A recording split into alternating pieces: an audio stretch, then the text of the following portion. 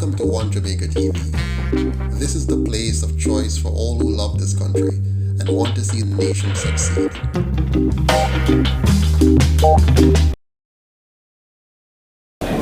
Good day, ladies and gentlemen. I'm with Mr. Joseph Patterson. He's in London, and why not? The best place to be, where the Jamaican Constitution was drafted, and yes, a stone throw away from even right here. Jamaica is on the quest to become a republic, to cut the ties with the UK, cut the ties with King Charles. Now, the UIC, which Mr. Patterson is a founder of, the United Independence Congress, Mr. Patterson, who is a chartered professional accountant, social entrepreneur, and good governance advocate, after his return to Jamaica from Canada, where he lived and rose to Director of Finance in government, and it became Jamaica's third officially registered political party on December the 2nd, 2019. Now, I'm going to have a conversation with Mr. Patterson today, because this is very crucial.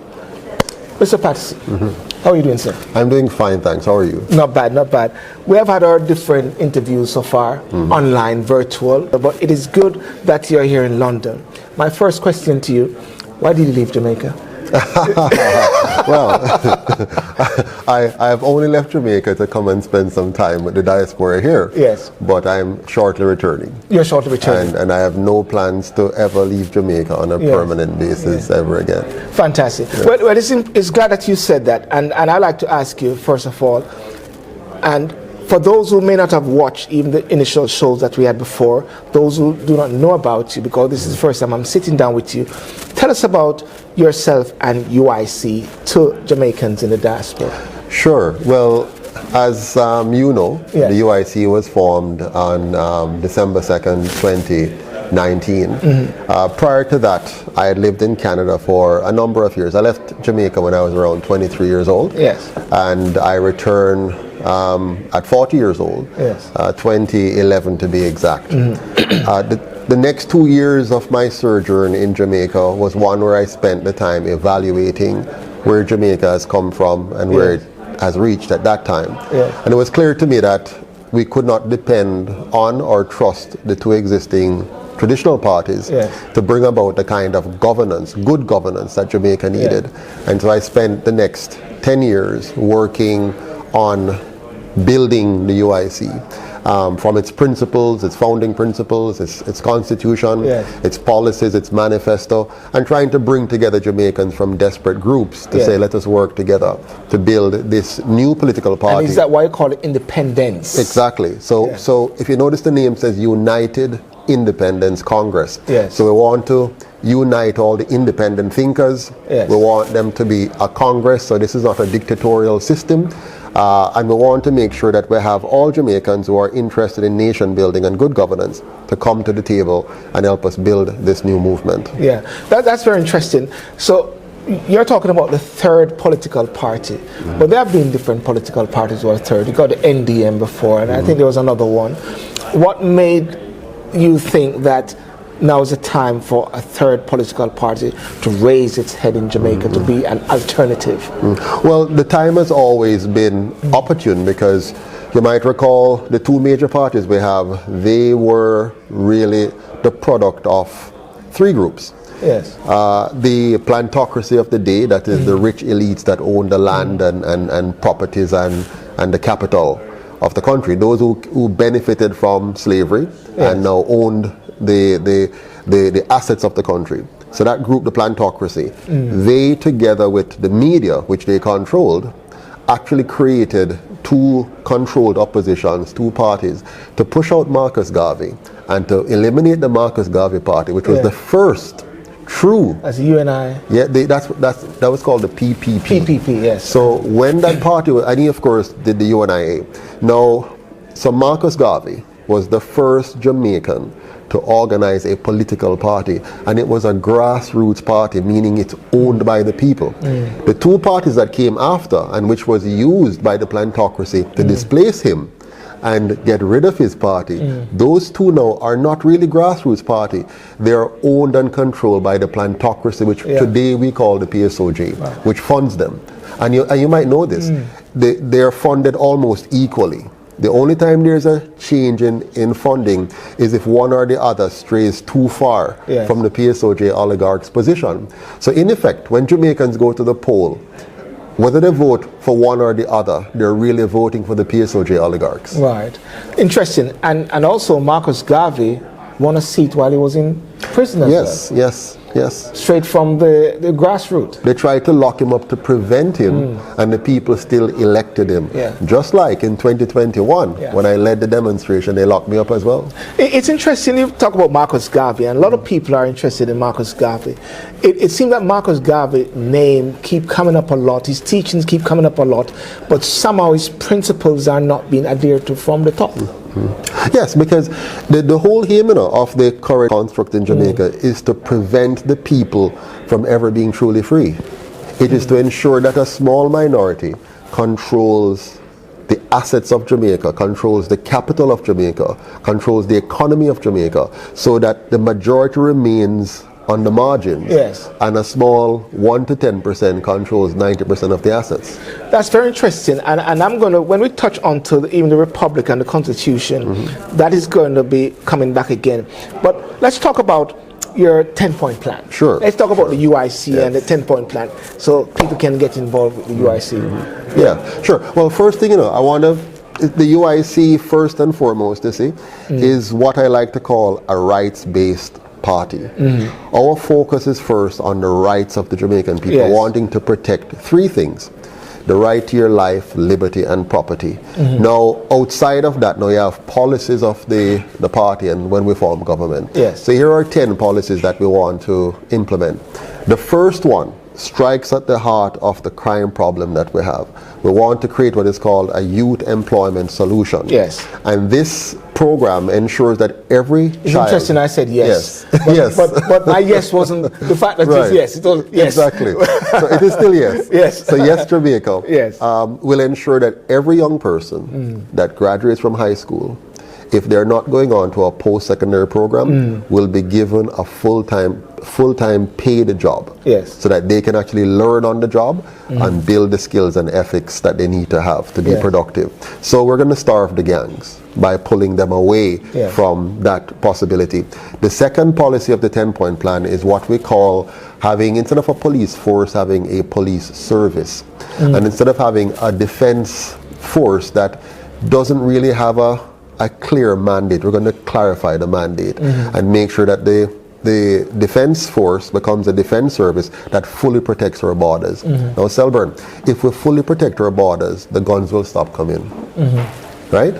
And if you're saying right. I mean, if people have been trying to stop the guns from coming in for a long time. Yes, but they've failed, and the reason they've failed is because those who we have asked to stop the guns from coming are two parties that have given guns to our young men and women. They have created garrisons. They have funded dons. They have allowed gangs to mushroom and take over the country. So we can't ask those who create the problem to fix it. So our second policy is repurpose the police and create a service. Police need to respect citizens. They don't respect the citizens. So they need to switch from being this aggressive force to becoming community polices that are fully embedded in the society and a part of the growth of the communities. And if you do that while having the army doing its job of fully protecting the borders and preventing the guns and ammo from coming in, you're beginning to see crime go down. Our third policy is to ensure that every child has four things: proper nutrition, proper education, proper health care, and decent housing. Now, you might say those sound so general, but if a child isn't fed properly, they can't learn properly. If we don't have an education product that does better than now, right now we fail 70% of our students every year. 70% fail. And the 30% who succeed, half of them migrate shortly thereafter. So you're building a high concentration of persons who are not competent and equipped to add to the productivity of the country. So we want to make sure we deal with the nutrition, the education. Healthcare is key, and for us that means from the prenatal stage. So tapping into the family early, the mother and father, the proper development of the fetus, so that when you have the child, mentally and stuff, it's ready. And finally, we have to have a housing program similar to Singapore, where they have been able to get to 93% home ownership rate, we're going to get to 98% by having a national housing program that provides every single Jamaican the opportunity to own a home that is decent, that is of a quality that is fit for a family of 3 or 4, and we're going to make sure that that happens in an economically responsible way. You know, I want to stop you right there, because in 1962, when Jamaica became independent, so-called. I'm not going to say independent. Jamaica started the process of independence, because I'm on record, and people can search it, whereby I said you cannot be independent and yet you swear allegiance to a foreign power. But anyway, I say the process of independence. And in that process of independence, I strongly believe that in 1962, if people were really strategic and were genuine, land should have been apportioned to the people of Jamaica. So you're speaking our language now? Am I speaking your language? Yes, because we are the only party in Jamaica that has made it very clear that upon election, we're going to do what is called local reparation. Because what you have, we have been asking for reparation from the foreigners, from the colonial masters. And you're listening to me when you said your policies? No. Okay, all right. But it's good. And so the colonial masters, we've been saying, our politicians have been saying we should get reparation, while they had the power all this time to give the people back the land that was stolen from our ancestors. It is very interesting what you said, and I've said this many times as well, ladies and gentlemen. We can chant down Babylon one more time and go down to Buckingham Palace, number 10 Downing Street. But I said, hang on a second, aren't we missing out on a trick here? Right here, right in Jamaica, we could start the process for a reparation, in a sense, just like what you said. Absolutely. There, giving the people so they can have this base, this foundation, and go on this ladder of economic wealth. Without property, there's no freedom. Yes. There are 3 points in history we need to remember. Yes. In 1838, when they gave us so-called freedom, they say you're now free. Yes. They did not give us back our land, nor did they give us back the capital gained from our labor. Yes. So that freedom was a fake freedom. In 1944, 106 years later, they then gave us the right to vote. That was a fake democracy, because even though we had the so-called right to vote, they had a governor from England over us who could make sure that the policy in a form that will be contrary. And then in 1962 now, they crystallized that fakeness by giving us a fake independence with a foreigner as head of state. But more than that, throughout all this process, they never returned the land to the people, and they never returned or even compensated them partially for the capital that was stolen from them by their labor. The UIC is going to reverse all of that by first and foremost say to every Jamaican whose parents or ancestors were enslaved that you are entitled to a piece of this land. Entitled, free of charge. So now we're going to put you one step up on the ladder now. Those who don't have land are going to get it, and those who already have lands will be compensated for the fact that now land is going to be available. Yes. Now we're going to touch into this more, and this just actually came out of the child having that home, and knowing that they actually have this legacy, that base there, can pass on from generation to generation, and build on it. Well, go through the quickly. If you can go quickly through the other, and then we'll go on to the Constitution. So the next one we had, which actually touches on what we're talking about. Our plan is to divest all crown lands and government lands. We still have crown lands in Jamaica. Yes, we do, which is amazing. But either way, it is lands that have been co-opted and stolen, and people don't forget. It is 80 years now that these two parties could have returned the land to you, and they have not returned it to you. So when people vote for a UIC, they're voting for a party that is saying, we're going to return that land to you. So we're going to divest all crown lands, and we're going to do something. A, make all Jamaicans property owner, and B, we're going to get rid of ghettos, garrisons, and squatter communities by this one policy. We're going to have a standard whereby all of the country must look, smell, and feel like a tourist resort. Why do I say this? If you do not make the country look and smell and feel good, you won't lift the spirits of the people and bring out the best in them. The vision of the UIC is a Jamaica that brings out the best in all its people. You know, when people travel to Jamaica, and they go to all-inclusive resorts and they take a break. They come back all the while from holidays feeling fresh and rejuvenated. Yes. And what you're actually trying to say is that Jamaicans should feel that way. Absolutely. In a them yard. In a them yard. In a freedom country. Because lots of people can take advantage of it, and they are excelling in their land. Exactly. Yeah. So just to piggyback on that, associated with the idea of making the entire country look, smell, and feel good, right? Yes. We want to make all of Jamaica a tourist product. Yes. Like all of it. So now we're going to have true community tourism. Yes. Yeah.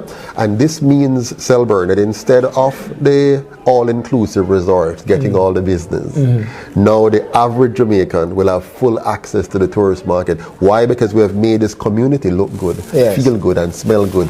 And we've empowered him now to provide services locally, sell the farmers food locally, right to the tourists, as opposed to the foreign company comes and own our tourist product and then buy at low price from the farmers and then sell it back, or importing as well and competing with our farmers. We're going to push that economy down to the grassroots so that we can lift up the Jamaican men and women who are at the bottom right now, struggling after 80 years of these two parties. Lifting up Jamaica. Yes. And we move on. The next item has to do with the matter of toll roads. Yes. Can you imagine paying taxes to build roads, to fix roads, to maintain roads, and then to leave your community and go somewhere in Jamaica, you must pay a toll again on the road? Yes. Our friends in Portmore, for example, can't leave them yard and go to Kingston quickly unless they pay toll to get there. But they already pay taxes. So we're going to do away with toll roads. We're going to, and by the way, the toll roads are only accessible to the rich and powerful in Jamaica because the average man can't afford it. If you drive on the toll, I drive on the toll road. When I was coming here, I got out of my house and I jump on the toll road and I zip across, and I was in Kingston. Quick. The road was empty. The bypass road now, pack.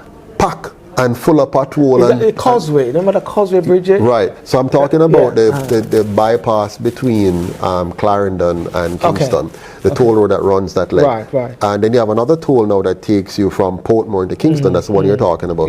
So the causeway was turned into that. You know, causeway where you and I used to drive when we were a boy. So that now is a toll road. So if you want to get to Kingston, you have to go the longer way around. To get to your work. So we're going to convert toll roads back to the Jamaican people. No more tolls. Fantastic. And we're going to ensure now that you have a proper public transportation system. One which is efficient, which you can set your watch by it. Old days, you know, we used to have good public transit in the 1970s, 80s, you know. People are actually saying a lot that time back in Jamaica things were really good. We've actually gone backwards. I tell you something which hurts my heart. If you look at Jamaica when the colonial masters left it, when they just left, you know, and they didn't leave fully, but they left on paper and they stopped running directly, right? Many of the institutions were being run better when they were in charge. So we had a bus service that was working. When they left, we had an airline that was profitable. We run our own airports. Today, our airports are owned by foreigners. Our airline has been sold off, and our public transit system is a complete wreck. What does that tell you? What the two major parties are trying to prove to the Jamaican people is that we cannot run anything ourselves. You give the impression that the two major parties are singing from the same song. Absolutely. So there's no difference? There's no difference. It's a different flavor of the same coffee. Yeah? So one is vanilla. Yeah, there you go. So when we tell people, you know, that voting for one or the other, you're still voting for your enslavement. You're still voting for the PSOJ. What you're actually trying to say, you vote out the JLP, you get the PNP. Vote out the PNP, you get the JLP. Same difference. Is it the reason why you believe that you're also being suppressed? Absolutely. Well, you know, the UIC. The UIC. What Jamaicans may not understand, and the diaspora is coming around to it, is that the same people who fund these two parties also control the media. Right? They own TVJ, they own CVM, they own the Gleaner, they own the Observer. Is it that's why there's attack against the bloggers? Absolutely. And social media guys, huh? Yeah, and they also own the two parties by virtue of, like the last election. they gave them $300 million for just a few weeks of election. $300 million. Now, when you ask why third parties don't succeed in Jamaica, we're going to come to that later, but that's one of the reasons. Right. A very big reason is that the funding comes from these two. Now, the UIC is bypassing that by being what Marcus Garvey did in the first place, creating a grassroots party funded by the people and owned by the people. So therefore, no one can say that I got special interest, I gave you this, so therefore you've got to follow my policies and the things that I we're want. dangerous, Silburn, because when we're elected, we will be working for the people because the people own the party. But really and truly, ladies and gentlemen, as far as I'm concerned, and my understanding is that the people really owns the country. Is that well, they should, but they don't. Okay. The PSOJ oligarchs own the country. Right. This is showing a different flavor now because it seemed like the hand of the people is totally tied. Absolutely. That's why 63% no longer votes. Because they realize voting for one or the other won't make a difference. But back to our 10-point plan. Yes. I don't think we're going to finish it. We're going to finish it quickly. Another key element that I want your viewers to know about is that we intend to make food, water, and energy secure by shifting away from mining to what we call organic farming. Yes. So we're going to make Jamaica the organic food capital of the world. You're talking about water harvesting. You're talking about making Jamaica more energy independent by moving to alternative energy sources. Jamaica has sun 12 months a year. We have a huge amount of organic matter. We have geothermal capacities that are untapped. We have water, hydroelectric power possibilities. So I hear the government now talking about nuclear. So they want to take us into an area that is most dangerous. We can't manage bus company. We couldn't manage airline. You want us to manage a nuclear plant in Jamaica? Oh yes, I've been in a lot of So they're going off the rail, and I think they do these things just to get some new cycle going. But we're serious about building a Jamaica that is food, water, and energy secure. And if we do that, we can have independence. If you can't feed yourself, and if you're, let me tell you this: Jamaica has the capacity to produce and sell water to the world. Land, wood, and water. Yes. Jamaica. And guess what? We had water challenges the other day when we had a little drought. Why? Because our government has not invested in effective water harvesting technology, which is easy, simple technology in permaculture. The next item you want to talk about is, we have to recognize that Jamaica has developed a large poverty-stricken population. Yes. So our plan is to eliminate poverty with what we call a workfare program. What does that mean? Anybody who is unemployed and wants a job, we're going to provide one for them. We have forestry, we have farming, we have energy production, we have community policing, we have all kinds of opportunities that we're not tapping into. We as a government must ensure we create opportunities for people to work. When I was thinking about, it just came to me, Rwanda for argument's sake, went through this massive period where they atrocities against each other, but somehow the leadership in Rwanda is creating this massive thrust of economic revival. And that is why sometimes people are saying, what's wrong with Rwanda when the UK want to send asylum seekers there? But I won't go into that. But Rwanda is a classic example, and people always talk about Singapore at the same. We always go back to Singapore and then we tap into Rwanda. So what are we doing wrong? Where we have gone wrong as a nation is that we have never focused on the things we should focus on. Let's look quickly at Singapore, how they became wealthy. I mean, they got independence in 1965. We got independence in 62. So 3 years later, when they got independence, Selburn, they had religious wars, linguistic wars. It was a more migratory population. And Singapore doesn't even have 1% of the resources we have. Now, what did Lee Kuan Yew do to make Singapore successful? Number one, he focused on eliminating political corruption. Number one. And the way he did that was to have a top-down approach by eliminating anybody from the top who engage in corruption. Number two, He insisted on a safe environment. If you don't have safety, business can't thrive. Yes. Number three, he made Singapore, what I'm talking about, clean and beautiful to lift the spirits of the people and give them a sense of pride. Yes. And number four, he ensured public order. The same things the UIC is going to do for Jamaica. Right. Well, okay. Well, number 8, to get rid of the Queen and the Governor General. We're going to touch on that because we're going to talk about that shortly after. Yes. You just touched a while ago about 9, investigate, prosecute, and convict all politicians. Touch on that. Sure. So the UIC is committed to having a Truth and Reconciliation Commission. We believe it's important for us to understand why Jamaica became so violent, why did crime become such a major issue. And we believe the way to do that is to allow Jamaicans the opportunity to come forward and share what they know. Now, anyone who is implicated but failed to come forward to the commission and let us know will receive the full extent of the law. We're going to prosecute, especially politicians. We have to look at their assets. We have to look at how they have been able to achieve wealth. We're going to forensically investigate them, even if they're former politicians. Even if they have passed away, we want to get the history clear, and we're going to make sure that they pay for it. Right. If their estate is benefiting from ill-gotten gains, we're going to confiscate that. So we're going all the way out to make sure we return to the Jamaican people what was stolen from them. So that is going to be something facilitated like with the Integrity Commission?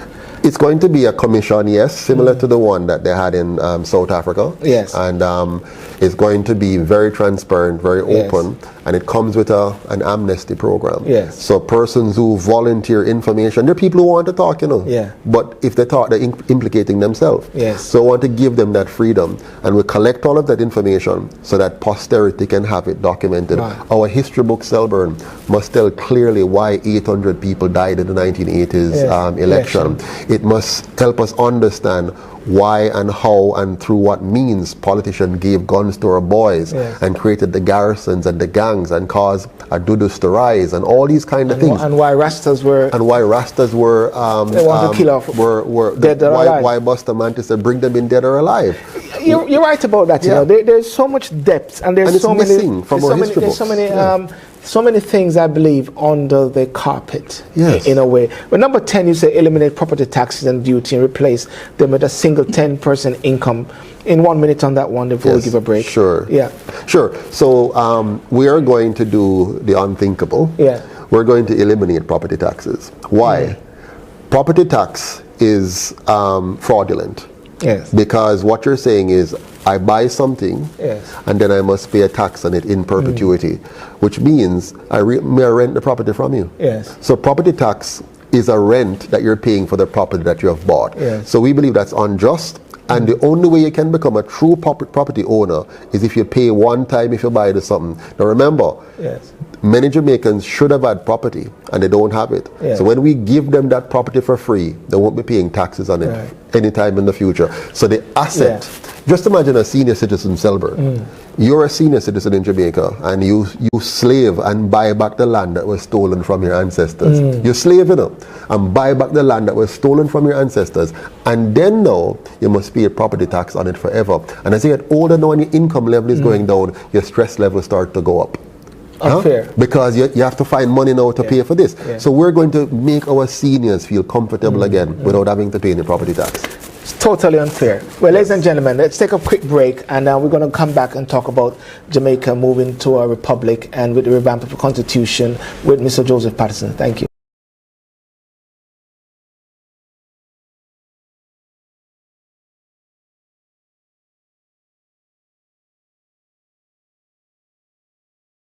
Welcome again, ladies and gentlemen, and I'm with Mr. Joseph Patterson as we're talking about the UIC, but most importantly, now we're going to talk about the meat, which is about Jamaica on its quest to become a republic and the revamping of the Constitution. What's your say on this exciting venture? I mean, you're now in London, England, a right place to be, a stone throw from where actually the Constitution could have been drafted in the backside of some office in Westminster. What's your take on this new quest, Mr. Patterson, moving forward? And it's a part of your plan as well. Yes, the plan to become a republic is a key and essential part of the UIC's mission and mandate. I believe the government is actually trying to preempt the fact that we have been pushing this, and as the UIC gets traction, it's going to cause some stir. So they're trying to head it off. Yes. What I can assure you is that the government is trying to pass off a fake republic. And what do I mean by that? A fake republic is where you put lipstick on the pig. Yes. So they want to simply change the name of the Governor General to President, and maybe a few more superficial changes, and then tell us we're now a republic. Yes. But what the UIC is advocating for is a real republic with substantive changes, not changes, replacement of the existing constitution, not a reform, not a change, but a replacement. Why do we want a replacement? You cannot build on a poor foundation. The current constitution was written and designed to carry out the wishes and aspirations of the colonial masters. I want to stop you right there, and I want to make this as much education as possible at this time, because as you know, they are appointed 14 persons to lead the charge, and one of the words which is coming out is education. If somebody is watching now and they're saying, what is he talking about? Republic. What is a republic? Very good question. What is a republic? So if you go online, you'll see a number of definitions, but most people believe a republic is where you have a president instead of a monarch being your head of state. Right. That's what most people think. But a real republic is one that protects the individual sovereignty of every citizen. Yes. A real republic. Yes. So in a fake republic, what will happen is sovereignty will reside somewhere else other than the individual. And government then will have policies which allows them, if they wish, to violate your personal sovereignty. Yes. So for example, in a real republic, the government could not mandate an injection. It will be, you wouldn't even think about it, because a republic protects your sovereignty, freedom of choice. Yes. Okay? Freedom of movement, freedom of association, and so on. In a fake republic, it may list your Charter of Rights, but then have provisions in the constitutions whereby those in authority can take away those rights as they see fit. A true republic fully protects those rights, and that's why the UIC has always maintained your right to life, liberty, and property must always be protected. And now I'm going to illuminate it so someone can see. Let's use an example. Barbados. What type of republic is that? Right. So Barbados is a fake republic. So what they did was to do the lipstick on the pig thing. They simply changed the name from Governor General to President and leave the system intact. So the colonial system and construct, which makes Jamaica a very corrupt country, and Barbados a corrupt country, remains intact. So there's no fundamental change? No fundamental change. Just the top there? Just the top. Same MPs? Same MPs, same senators? Same structure. Same appointed? Exactly. Only thing is that you don't swear allegiance to the Queen anymore, yes. And by the way, that's a good thing that you're no longer swearing allegiance to a foreign power. It's a good thing that you no longer refer to the monarch in your constitution. But we need more than that. Right. Now, which is a real republic? Which country? There's Nigeria, there is Trinidad, there is South Africa. Which one would you say is So the closest we have come internationally to a true republic is the USA. The closest we have come. And they have failed. So the USA they were going in the right direction, but they left too many loopholes in their constitution and allowed for too many amendments to water down the protection of the rights of their citizens. And so the UIC is going to give the world the first ever true republic. So what you have done now, you have looked at the fake, you have looked at the one which was the best, which is sort of starting to fail in a way, and you're creating the true republic, the ultimate republic. The ultimate. So we're going to do for politics what Bob Marley did for music, and what Usain Bolt and Shelley and Fraser did for athletics. We're going to be the champions, the author, the creator of the world's first real republic. I want you to break it down more for me at the same time with what's the distinction at the same time, because in Jamaica you've got the Senate and you got the Prime Minister and all of these appointments. If you can sort of put some color on it. Let me put some context to it. So in the current system, at the very top is the monarch of England. Then the people get to vote. The people vote based on a system that's partisan in the current system, which is funded by the private sector elites. And then when you elect that, whichever party has the majority of MPs, the leader of that party becomes the prime minister. Yes. He or she then gets to nominate 13 of the 21 senators. Yes. Not nominate, appoint. Appoint. Which means immediately they're beholden to him because he appointed them. So they have to just play his ball. Right.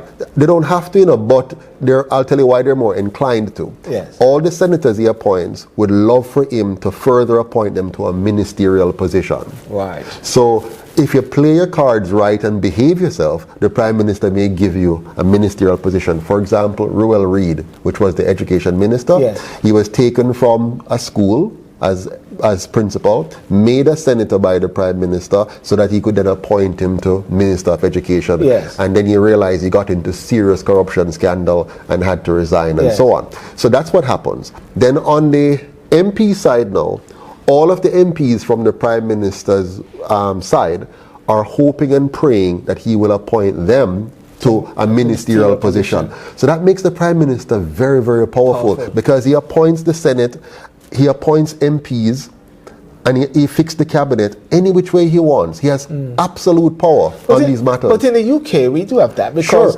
even the Prime Minister appoints even the BBC chair. Yeah, and I'm going to come to that. Yes. I'm going to tell you what's the difference between Jamaica and Britain in a second. Yeah. But I want you, the Jamaican people, to fully understand, first of all, how powerful the Prime Minister is. Yeah. Now, watch what is going on here. The Prime Minister now sits as head of the executive branch of government. Yes. He also sits in the parliament as a legislator. He appoints legislators to be a part of the executive, to run the ministries. He appoints senators and is also able to appoint those senators. So you have a mix-up now of the executive branch and the legislative branch. So those who are supposed to be overseeing are also a part of. So they can't carry out their functions. Exactly. They can't carry out their functions effectively because they're commingled. So nobody can come out and say, yo, yes, stop what you're doing. Because people are not happy about this. Because they're implicated too. Now the opposition, you'd say, but the opposition can do that. But the opposition, by virtue of you telling us, the Jamaican people, that we have government and opposition, means that you're telling us that the opposition will always oppose and therefore are not always credible. And when they get elected, they have the same kind of situations and they are also culpable because of the same arrangement. When they get elected, the UIC fixes all of that. Here's how we fix it. Yes. Right, let's talk about solutions now. Yes. Number one, we will have an elected president. Right now, the current system don't elect the leader. Backdoor deals select the leader for the party who becomes the leader. We're going to have an elected president who will serve not only as head of government, the executive branch, but also head of state. Yes. So we're not separating the two. One money. You follow me? Yeah. We're not paying one time, not two times. The Senate now will be elected as well, independent of the president, one per parish. So 14 instead of 21 appointed by the Prime Minister and the opposition. Okay? Your MPs now, instead of being selected by parties, they will come from the grassroots in the communities. Yes. And the community will nominate and elect them. But here's the kicker. Here's the most important element to this solution. Very important. We will no longer have privately funded candidates or parties. Okay. In our system, it's a 100% publicly funded system, and here's how it works. We don't give you the money. To qualify as a candidate, you must first take an exam where you prove that you understand good governance. It includes civics, statistics, economics, so on. So you prove that you have the competences. Yes. You also must have experience in leadership, management, and stuff like that. Once you have that, and you go to your constituents and get a certain number of nominators who nominate you. And these nominators, when they nominate you, they lose their vote. So they have to be careful. So when they give it to you, it's gone. Yes. Once you get all of that in place, you get the same access to newspaper, radio, television, internet, town hall meetings, and debates like any other candidates. And then you're fact-checked. So no undue influence. Yes, and then you're fact-checked by a panel of fact checkers to make sure what you have said and what you're proposing, all of the things checked out. And that is communicated to the public. And then we have an election without any fanfare. Yes. So nobody gets to go buy curry goat and rum and give out armbands and caps. So all of that thing is gone, and no private sector company now or anybody can now influence the process by their monies. But whether you are a rich person or a poor person, you can run for office based on your credibility and based on your character and your platform. So what you're talking about is the people having a fundamental impact there. And absolutely. And the candidates now, look at the candidates, they're now free to talk the way they want. Yes. So because remember, every candidate now, not have to worry about the party. They say, boy, I have to toe the line, because when I toe the line, the Prime Minister and company might push me out. They don't have to worry that they took money from company X, and if they don't go and do a company X, they're going to push them out.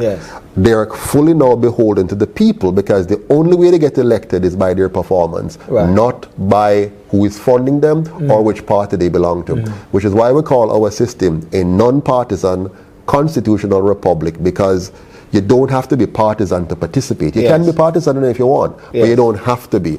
Parties would lose their influence now, because they cannot now just say we control the candidates. They'll have to win by virtue of having good policies and can influence people with what they're proposing, not by the power they get from the PSOJ oligarchs. So therefore, ladies and gentlemen, what we are getting from Mr. Patterson is a breakdown of what we have, what the ceremonial is, what the executive president is, and the ultimate true republic is, or the president is. And that is something we hope to achieve, definitely.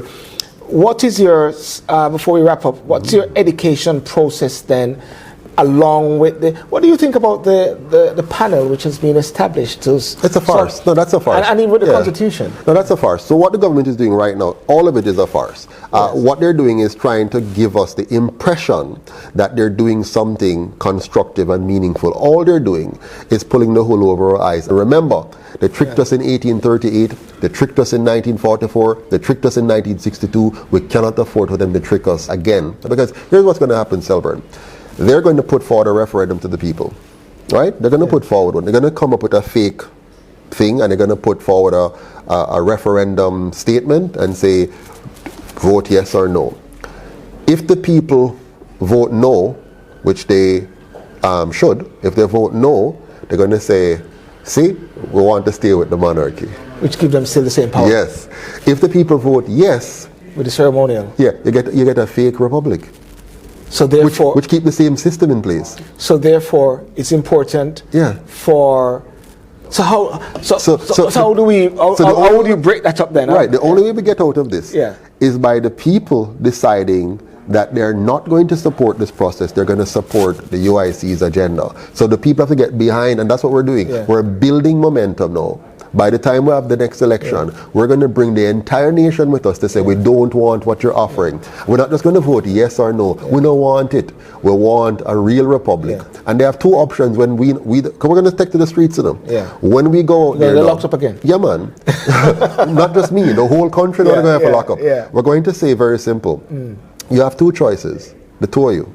You either adopt what the UIC is proposing, or we depose you and elect the UIC to do it. Well, ladies and gentlemen, we could go on so much more with this, and I believe that there's so much more coming out of Jamaica regarding this, and I'll be interviewing respective leaders, and to, as much as possible, to use this platform as an educational tool. Before I wrap up and get Mr. Patterson back on the plane to Jamaica to sort it out, we don't want the king to keep him here as his subject. What would be your last word then because you're engaging with the Jamaicans in the UK, what's your last word to the Jamaicans in the diaspora? My last word is the UIC is our last hope and opportunity to make the change that you want to see. The UIC is more than a political party. We're a movement committed to the transformation of Jamaica into a safe, clean and orderly, non-partisan constitutional republic where you can live, earn and retire with dignity. The way for us to achieve that is for us to come together and unite. That's why we talk about one Jamaica and say we're stronger together. Let us come together. Let us pool our time, our talent and our treasures together so we can create that new Jamaica. We cannot rely on those who have failed us for 80 years. We now must turn our backs on that and look forward to a new Jamaica with new leadership a new system so that we can have a new experience. So join me. Go to uicjamaica.com and sign up today, volunteer and donate for the country that you want to see. Thank you. Thank you so much, Mr. Patterson. My pleasure. That's awesome. My pleasure. And if someone is to say to you now, what is your favorite mantra or your positive outlook on life or your quote that you'd say, what keeps you even when you're in prison and they lock you up, and I'm sure that must have been a testing time. Yes. What is the word or what kept you going? Well, the key thing is I meditate a lot on the work of Marcus Garvey. And one of the things he said that stood with me to this very day, he says, any leadership that leads you to depend upon another race is a leadership that will lead you right back into slavery. And with that, I realized that we, the Jamaican people, must look clearly and carefully at those who wish to lead us and where they want to lead us. So far, our current leaders have led us to become dependent on others. We need to become truly independent now. Thank you very much, sir. Thank you. One Jamaica TV.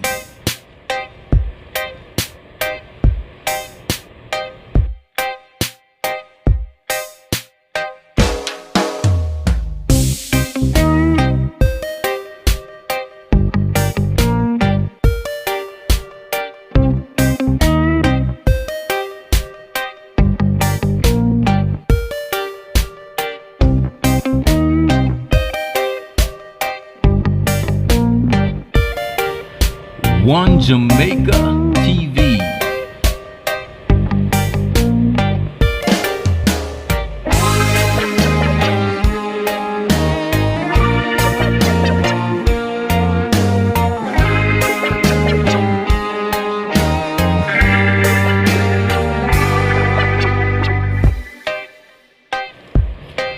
One Jamaica TV.